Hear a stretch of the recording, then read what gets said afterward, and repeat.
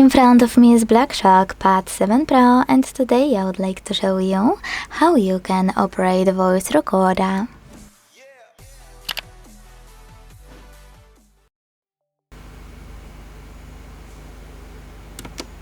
First of all, you need to launch Recorder app that's already on your device and tap on those three dots at the top right corner. Then select voice quality and apply the best one for you.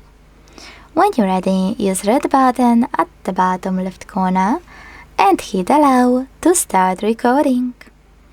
As you can see, recording is on. To pause it or unpause it, use the same left button. To end it and save it though, click on the right one. Now, you can listen to it by tapping on play button and decide if you want to discard it or save it. Let's go with save.